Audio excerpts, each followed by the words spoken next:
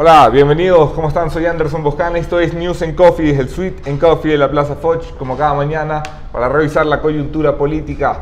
Esta mañana, 24 horas después de que se anunciara de manera extraoficial la terna vicepresidencial conformada por María Alejandra Vicuña, vicepresidenta encargada, María Fernanda Espinosa, canciller de la República, y la ministra de Justicia, Rosana Alvarado. Es una terna que deberá todavía confirmarse con su envío a la Asamblea Nacional. Hay un juicio político en contra del vicepresidente Jorge Glass sobre la cuerda floja todavía en la Asamblea Nacional. Tenemos esta mañana el agrado de contar con Daniel Mendoza, asambleísta por País y Aliados. Bienvenido, asambleísta. Muchas gracias, Anderson, por la invitación. Un gran saludo a todos quienes te siguen y quienes comparten este tipo de periodismo alternativo y muy valioso para el país. Le contaba antes de empezar la entrevista que para la historia quedará el juzgar el papel de la Asamblea. Al final, la institucionalidad de este país, mal o bien, tarde o a patadas, ha terminado por activarse en el caso de Jorge Glass. La Contraloría le ha destituido, la Fiscalía le ha pedido pena máxima, la Corte Nacional de Justicia le ha condenado y ha ordenado la apertura de nuevos procesos, la Corte Constitucional le ha emitido dictamen para que el señor vaya a juicio político, el presidente le ha quitado funciones, la Asamblea se queda tarde en los tiempos, a lo mejor nos quedamos sin juicio político. Bueno, yo discrepo un poco. Creo que la Asamblea Nacional, pues como institución, pues le está dando resultados al país. Nosotros, bueno, empezamos un periodo legislativo marcado por una agenda fiscalizadora que en realidad dista mucho de lo que fue el periodo anterior. Sí. Y eso debemos reconocerlo. Sí, ha estado nuestra agenda más abocada a la parte de fiscalización y obviamente eso ha marcado nuestra agenda. Paralelamente a esto, las comisiones han tenido que producir las diferentes normativas, los diferentes informes para tratamiento en el Pleno, y eso es lo que yo creo que tiene que hoy salir a relucir, que en realidad se sepa que la Asamblea está trabajando y que la Asamblea le está dando resultados al país, al pueblo ecuatoriano. Pero evidentemente nos encontramos ante un escenario que no ha sucedido antes, es algo que no ha pasado, no hay un antecedente, no hay una hoja de ruta clara, y hemos encontrado una cantidad de vacíos, de conflictos de normas dentro de lo que ha sido todo este proceso. Yo respeto como el que más el accionar del Consejo de Administración Legislativa, pero repito, se ha tratado de obviamente respetar el debido proceso y respetar evidentemente los tiempos. Se demoró en este momento. Yo no puedo decir si se demoró o no. Yo creo que debemos respetar justamente el criterio que tiene este órgano multipartidista, que decidió esperar a tener una sentencia penal para dar trámite. Y eso, pues, yo no comparto ese criterio. Es una decisión que ellos tomaron. No lo comparto porque el artículo 129, pues, evidentemente, te dice claramente que no se requerirá enjuiciamiento penal previo. Pero ese fue básicamente el criterio de quienes conforman este órgano multipartidista, y por eso el mismo día que se dio la sentencia, pues se sesionó y se convocó a sesión y se dio paso a este juicio político. Ahora nos encontramos en el debate público de entender si procede o no continuar con un juicio político. ¿Cuál es el estado legal del juicio político en este momento? En este momento la sesión de fiscalización, la comisión de fiscalización el pasado 2 de enero pues sesionó, abocó conocimiento del inicio a trámite y obviamente entiendo dispuso la notificación de las partes, pero a las 24 horas del 2 de enero, es decir, cuando ya se pasó a ser 3 de enero, el cargo quedó vacante, es decir, Jorge Glass dejó de ser vicepresidente. De todas formas, hay una convocatoria de la Comisión de Fiscalización para este viernes, hay una convocatoria para que el vicepresidente vaya el domingo. Se la hizo en pleno derecho, se la hizo siguiendo el debido proceso, porque el 2 de enero él seguía siendo vicepresidente y nosotros teníamos que obviamente enmarcarnos en lo que dice la Ley Orgánica de la Función Legislativa, el artículo 90 específicamente, que nos obligaba a abocar conocimiento y notificar y tener un plazo para eso, que es de 5 días, por eso se le puso el 7. ¿Dónde se sitúa usted en el debate jurídico de si el juicio debe continuar o debe quedar para el archivo?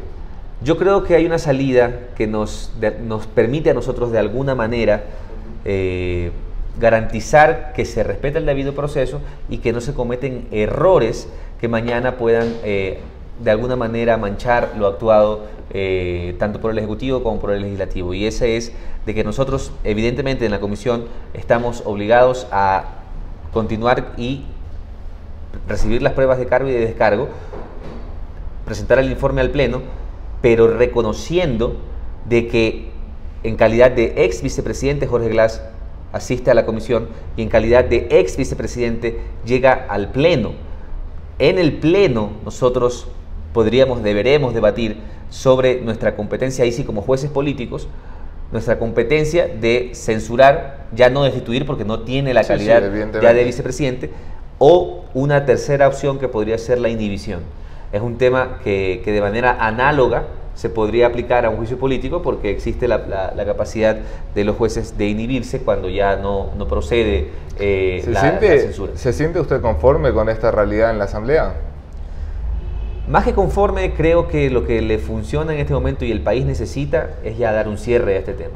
Eso es lo que yo creo que ya le sirve al pueblo ecuatoriano.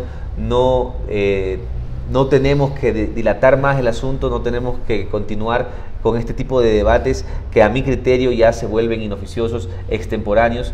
Hubiera sido muy beneficioso para el pueblo ecuatoriano que el juicio político se diera mucho antes y que la Asamblea llegara incluso a destituir a Jorge Glass. El juicio político se pudo dar mucho antes, pero su partido lo bloqueó. Hubiera sido, no puedo decir que fue mi partido, creo yo que realmente fue usted pertenece la decisión.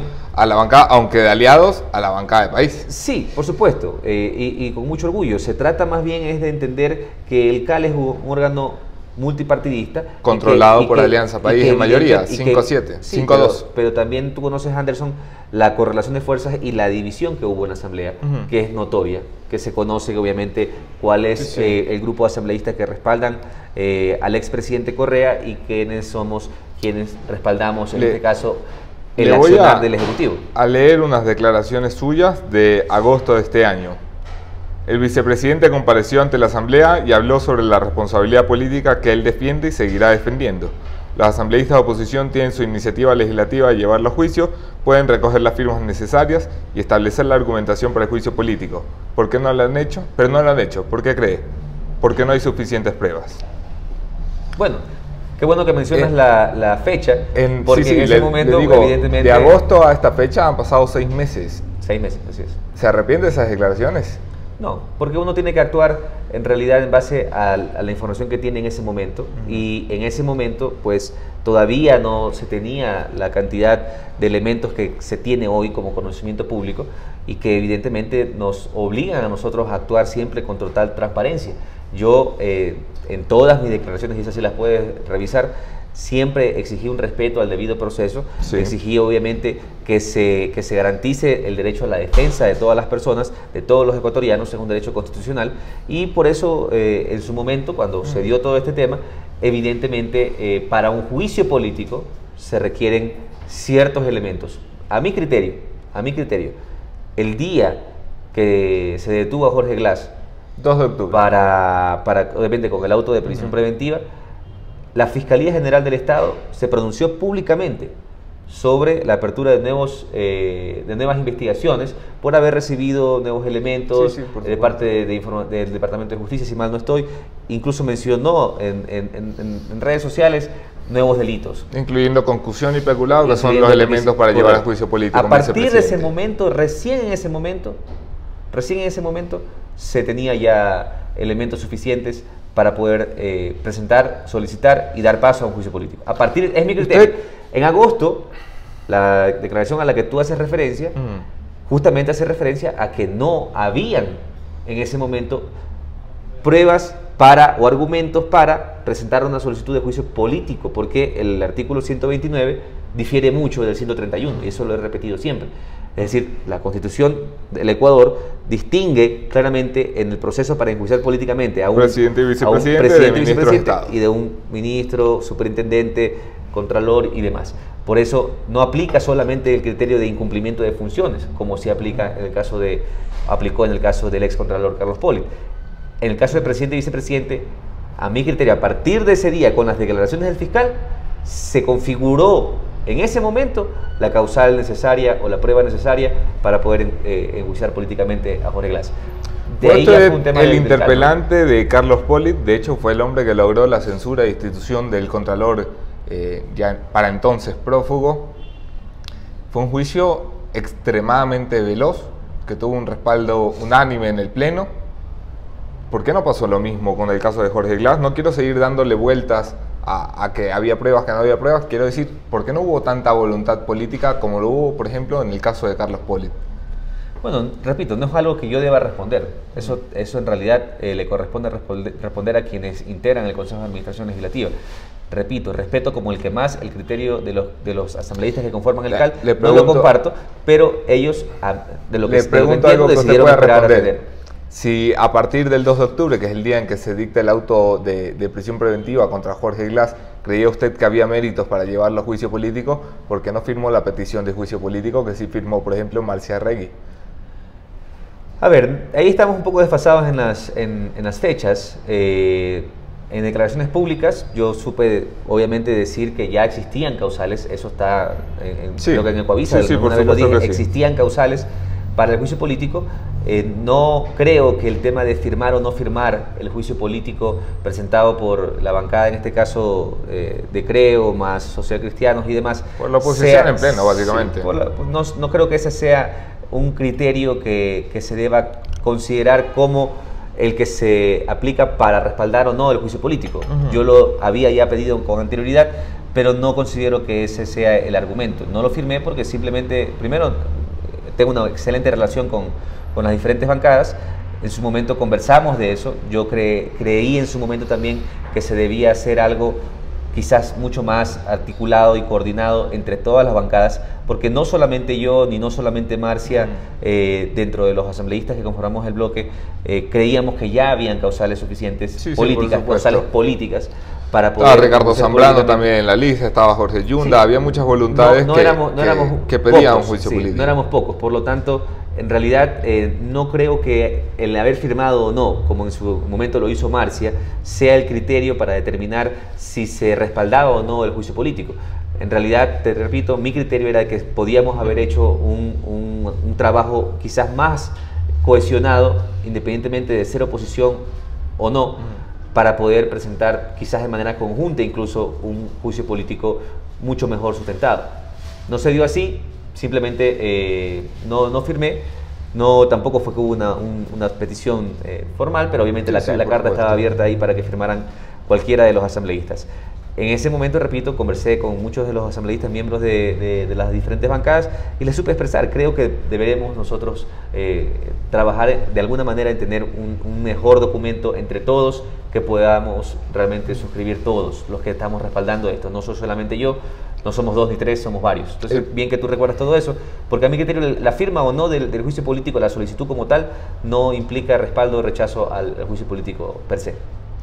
El presidente de la República ha afirmado ayer que Jorge Glass ya no es vicepresidente. Estamos a la espera de que envíe una terna. Ricardo Zambrano, secretario ad hoc de Alianza País, ha confirmado la presencia de María Alejandra Vicuña, María Fernanda Espinosa y Rosana Alvarado en esa terna. ¿Cuál es su reacción ante estos 3 nombres y por dónde cree que se inclinará la bancada? ¿En consenso ya? Bueno, podemos ver claramente si el presidente termina remitiendo esta terna, que son 3 mujeres valiosas que han aportado muchísimo al país y que gozan de la confianza del señor presidente. Yo creo que esta es una decisión totalmente exclusiva del presidente Lenín Moreno, de escoger a las personas que puedan garantizarle esa continuidad de un proceso, que puedan garantizarle también esa seguridad de que vamos a impulsar esa gestión desde el Ejecutivo y el Legislativo, y obviamente... Pero en el bloque hay consenso para ir, por ejemplo, por el primero de la lista, la primera de la lista. Me parece que el apoyo... la voluntad presidencial. El apoyo al presidente implica, a mi criterio, votar por el primer nombre de la lista. Eso es lo que yo considero. No nos hemos reunido, debo ser muy franco al respecto. Pero, repito, son 3 nombres que demuestran claramente, primero, que el presidente está buscando una equidad de género, porque está hablando de 3 mujeres valiosas. Segundo, que evidentemente está, la paridad regional también está garantizando una continuidad de un proceso, porque son 3 mujeres que han venido por mucho tiempo trabajando por este proceso político, siendo progresistas y beneficiando a las grandes mayorías, y evidentemente busca también esa paridad regional. Era importante el mensaje de perennizar el proceso, de continuar el proceso, quiero decir. Es importante garantizarle al pueblo ecuatoriano de que el presidente es un presidente que tiene claro que él se debe a las grandes mayorías y que viene de un proceso político. Y eso obviamente lo está demostrando si es que se confirma esa terna a través de la remisión de Ahora, si se confirma el nombre de María Alejandra Vicuña, va a pasar con las justas, ¿ah? O sea, hablaba usted, tenemos ya los 69 votos necesarios que establece la Constitución, pero ni uno más. Quiero decir, el apoyo está claro de parte de Suma, está claro de parte de la bancada de Integración Nacional, de 1 o 2 independientes que se descuelen por allí, y los 47 miembros de su bancada. Eso dan los 69 con las justas. ¿Le parece que un vicepresidente debe pasar tan ajustadito en el Pleno?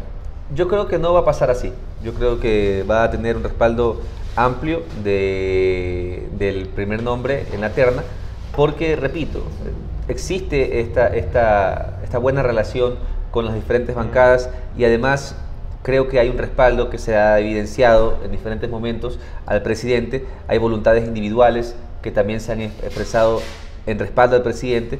No somos solamente nosotros los que hemos conformado este bloque que lo respalda Lenín Moreno, ni tampoco los de la bancada de integración, que son, digámoslo de una manera, independientes, y aquellos de Suma. Hay muchos asambleístas respetables que desde el mismo socialcristianismo también han respaldado al presidente. Por lo tanto, yo no creo que sean números cerrados.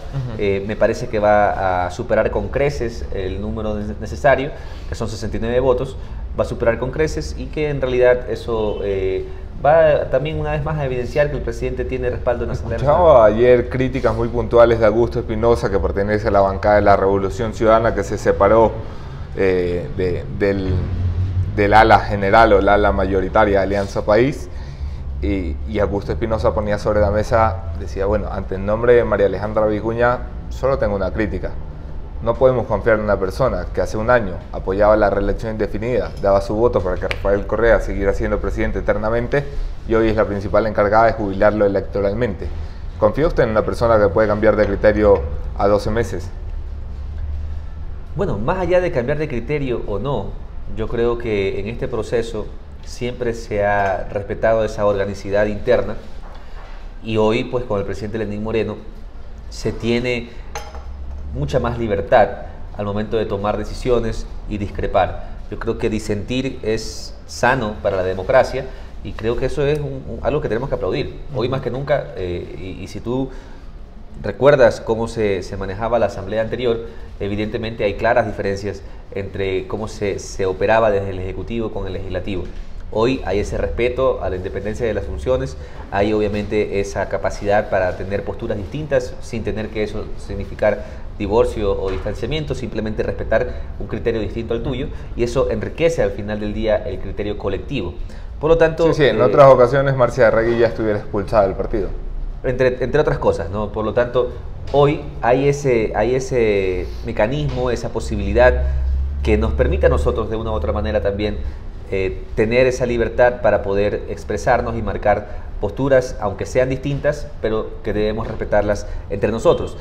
Partiendo de esta premisa, es plenamente aceptable y válido, incluso es hasta plausible, que una persona que en su momento se expresó a favor de un tema, que muchos estuvimos de acuerdo con que era necesario consultarle en ese momento al pueblo ecuatoriano, y no se lo hizo así. ¿Usted estaba de acuerdo con consultar las enmiendas antes de pasarlas? Por supuesto, y hay declaraciones públicas al respecto. Yo fui una de las personas que evidentemente no estuve de acuerdo con que un tema tan complicado como el definir un mecanismo para que un gobernante se pueda perennizar en el poder, no se le consultara al pueblo ecuatoriano. Eso era algo, a mi criterio, necesario, pero se lo incluyó dentro de un mecanismo que, si bien es cierto, es legítimo, si bien es cierto, la enmienda es legítima, está contemplada en la Constitución, realmente no era el mejor camino para el país, y hoy lo estamos evidenciando.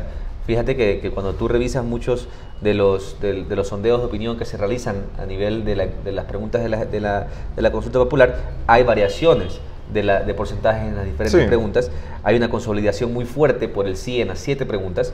El pueblo ecuatoriano reconoce que la consulta le hace bien al país, es decir, reconoce que el sí le hace bien al país, y en esta pregunta particular de la enmienda, de derogar la enmienda que permite la libre postulación, es un porcentaje altísimo por el sí. Por lo tanto, independientemente de lo que altísimo, ¿a qué se refiere? Que está por el 68. Claro, pero es alto. Estamos hablando del 70%, que es importante. Lo alto allí es la gente que cree que debe haber una reelección indefinida, porque a la final, en contra de la reelección indefinida, a la que usted se refiere como postulación indefinida, pero no el 30%. A la final, en contra de aquello, están todos los partidos de este país. A favor de aquello está solamente Rafael Correa. Por supuesto. Entonces, eso ¿No le parece que sigue teniendo una base política pero no importante? Es la diferencia del 70, no se le puede atribuir tampoco a esta fuerza, a esta facción correísta. Yo, en las encuestas, por lo menos que yo he visto, hay un porcentaje importante todavía que no sabe, no responde y que no ha marcado una postura al respecto. Por lo tanto, para mí, para arrancar una consulta popular un porcentaje del 70%, en una pregunta tan compleja como la libre postulación o la reelección indefinida, que es el caballo de batalla, es la bandera que están defendiendo y que claramente evidencia que hay intereses individuales, intereses personales de quienes están obviamente defendiendo esa postura. Por lo tanto, eso a mi criterio le hace bien al país. Entonces, María Alejandra en su momento, con total organicidad, pues tuvo a bien defender una tesis y hoy, pues, repito, con mucha más apertura al disentimiento, a las discrepancias, a tener un criterio propio. Defiende pues, exactamente la tesis contraria. Está en capacidad de decir algo distinto. Rodolfo Macías le envió una pregunta. Bueno, ahora que tiene elementos suficientes respecto al caso de Brecht, ¿cree usted que es momento de asociar a estos delitos a Rafael Correa? Bueno, yo creo que hay que investigar absolutamente todo. Eso lo he dicho antes.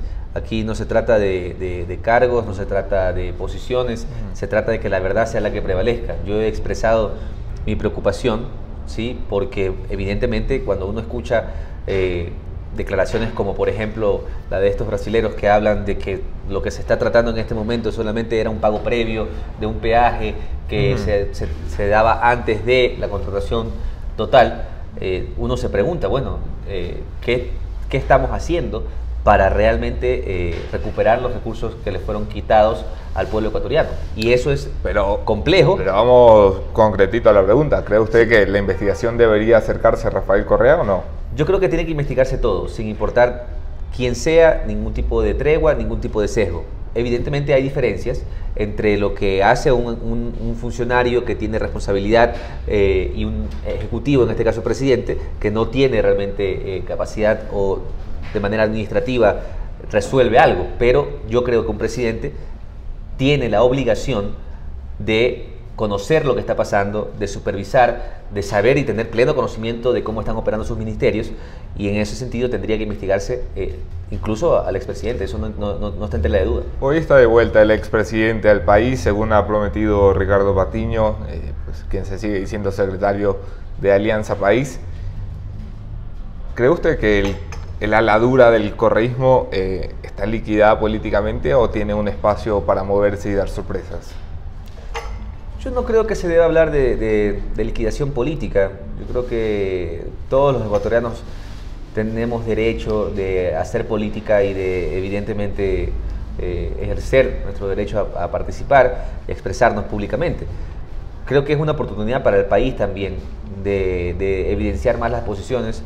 La presencia del expresidente en el país, yo creo que en realidad favorece al proceso de la consulta, porque evidentemente va a empujar mucho más los criterios hacia los extremos que son ya necesarios. Es necesario transparentar posiciones, es necesario ya clarificar respaldos, adhesiones a diferentes posturas, y por eso creo que la presencia de Rafael en el Ecuador creo que le hace bien también a la política en este momento.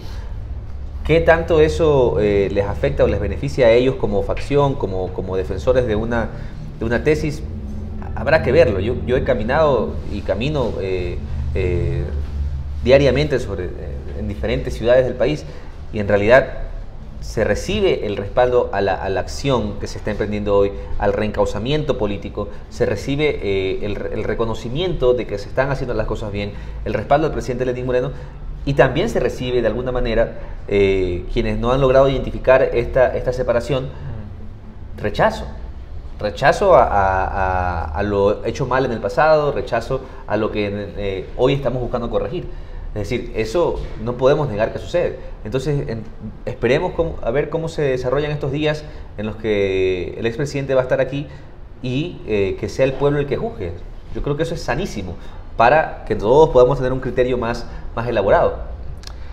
Una de las promesas que hizo durante su discurso de interpelación a Carlos Pollitt fue el regreso de la fiscalización 10 años después al Pleno de la Asamblea Nacional. Recuerdo haber leído declaraciones suyas cuando se llamaba a comparecer el Contralor subrogante Pablo Celi, diciendo, no sé por qué se asustan, no sé de qué se sorprenden, esto es normal, esto es devolverle el poder de fiscalización, el primer poder del Estado. ¿Ha regresado el poder de fiscalización a la Asamblea? Si comparamos, repito, este periodo legislativo con el anterior... Bueno, si lo comparan con la nada, evidentemente, entonces, el periodo anterior fue la nada. Tú lo quieres ver como la nada, yo quiero verlo como algo distinto, ampliamente distinto, en donde hoy la agenda fiscalizadora ha tenido prioridad. Tenemos que reconocerlo. Ese ha sido, digamos, la tonalidad de este periodo legislativo, y considero de que todavía tenemos mucho más que hacer por el país. O sea, no es algo, la fiscalización no es algo que se hace una vez y se deja de hacer. Tiene que ser una agenda permanente de control político, de investigación, de recibir las diferentes denuncias de parte de la ciudadanía, para que obviamente haya justicia y que se corrija lo que no ha estado funcionando. Han habido un montón de omisiones y de acciones concretas en la función pública, en las diferentes carteras de Estado, que le han perjudicado al pueblo ecuatoriano, y eso tiene que investigarse. Sí, yo soy de la tesis de que hay que investigar absolutamente todo. Decir que la fiscalización ha vuelto al Pleno de la Asamblea Nacional y luego revisar, como estaba revisando ayer, el histórico de las votaciones, donde usted y su bancada, por ejemplo, dejan sin quórum la sesión para que comparezca Eduardo Mangas, o donde usted y su bancada evitan la comparecencia de Romy Vallejo, evitan la comparecencia de Augusto Espinosa para un juicio político, evitan el juicio político a Gustavo Yaik, evitan la comparecencia. Hay por lo menos 10 comparecencias que se han evitado directamente desde su bancada propuestas en el Pleno. Ahí yo discrepo completamente. Para mí eso no es fiscalización. Se lo digo, me parece sorprendente, porque usted defendía la comparecencia de Pablo Celi como una herramienta de fiscalización. Es que para mí eso no es fiscalización, Anderson. Para mí, repito, yo he venido exhortando a los diferentes compañeros. Entiendo que por ser minoría, ese es casi que el único elemento, la única herramienta que les queda para poder hacer ese tipo de trabajo, ¿no? Solicitar cambios del orden del día. Han habido sesiones de pleno en las que... Decir que eso no es fiscalización es decir exactamente lo contrario a lo que decían declaraciones de prensa cuando llamaban a Pablo Celi. No sé por qué esto puede causar algún asombro en algunos sectores cuando es parte de lo que estamos llamados a hacer como fiscalizadores. Te explico por qué. Una cosa es llamar a un funcionario que esté sujeto a control político a la comisión de fiscalización, como se lo está haciendo ahora con el fiscal general de la Nación, como se lo está haciendo ahora con Carlos Ochoa, como se lo ha hecho, como se lo hizo con Pablo Celi, como se lo hizo con el ex fiscal. Bueno, eso es parte de un proceso normal de fiscalización que puede iniciar con una solicitud de información. Lo que para mí no es fiscalización es utilizar el mecanismo de cambio del orden del día de las sesiones de pleno para solicitar comparecencias al pleno.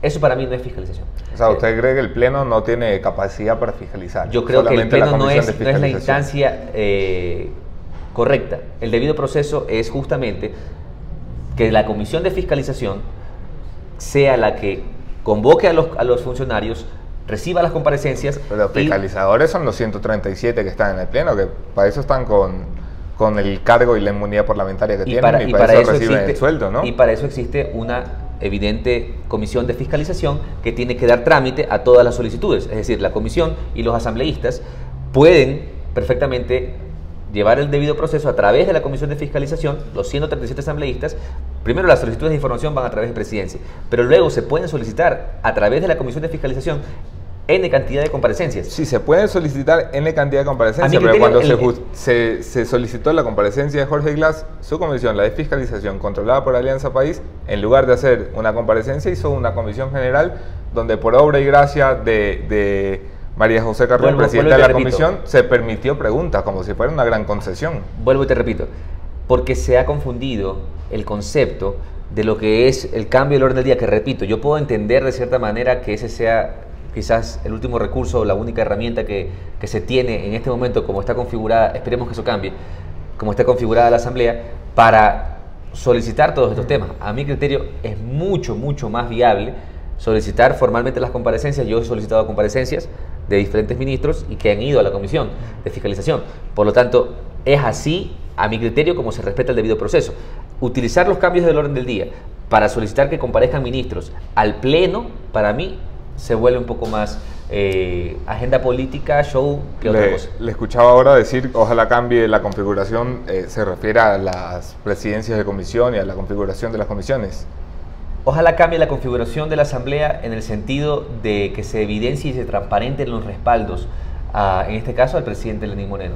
Es decir, que la Asamblea pueda tratar los diferentes temas de manera más diligente, ¿no? O sea, que no tengamos que tener estos temas de cambios del orden del día, 7, 10 cambios del orden del día en cada sesión de pleno, porque es el último recurso que se tiene. Bueno, es el único espacio que tiene la oposición además para proponer, porque todas las demás comisiones están cooptadas. Por eso te repito que mi criterio es que debe llegar esa clarificación, esa ratificación de los diferentes respaldos, y que haya una agenda compartida, una agenda mínima. Yo creo que para eso estamos en la Asamblea. O sea, no se puede uno cerrar y creer que no se debe dialogar con los diferentes sectores, porque para eso estamos en la Asamblea. Incluso con quienes tienen un criterio completamente opuesto al tuyo. Tú puedes sentarte y conversar, y finalmente si no llegas a un entendimiento está bien, pero te sientas y conversas. El problema es cuando se cierra el diálogo, y ahí es cuando ya realmente se marcan posiciones que le afectan al país.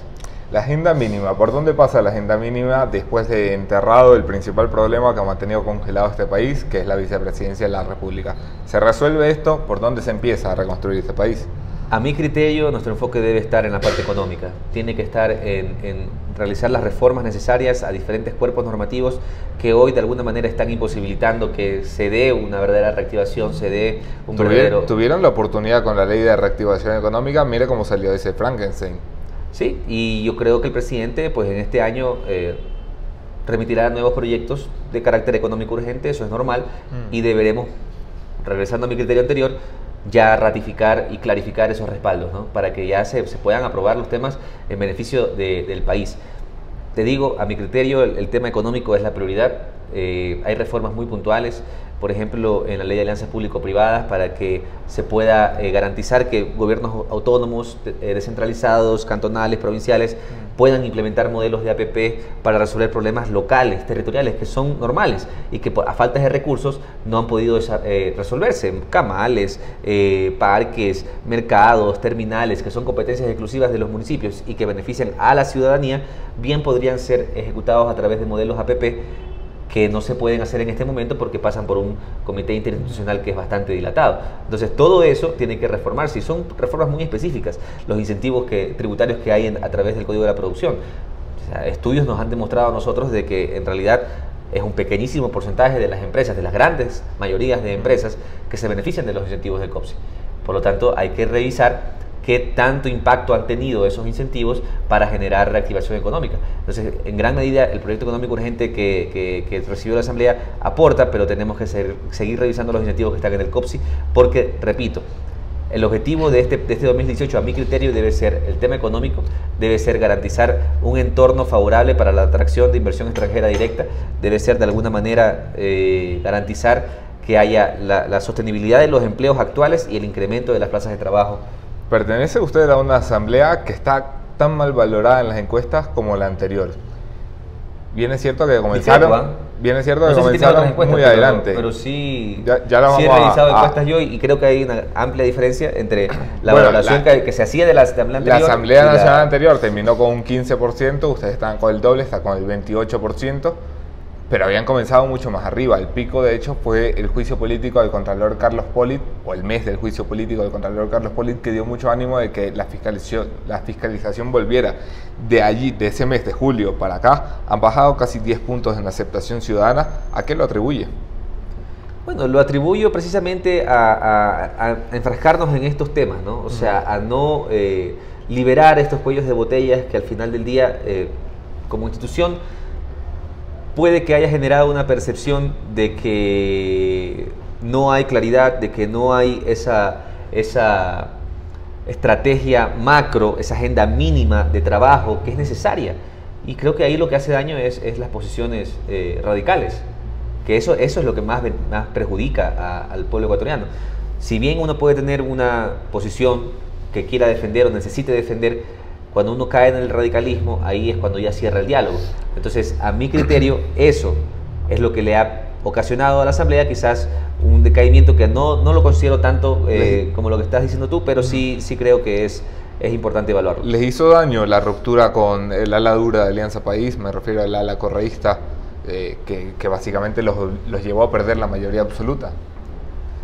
Más bien yo creo que le hizo bien al país, y bien a la Asamblea, porque de alguna u otra manera se recupera credibilidad. Creo que el pueblo ecuatoriano está claro en que el presidente Lenín Moreno está haciendo lo correcto. Hay una clara intención de reencauzar un proceso político, de corregir cosas que no se hicieron bien, de hacer cosas que se dejaron de hacer, y eso nosotros lo respaldamos.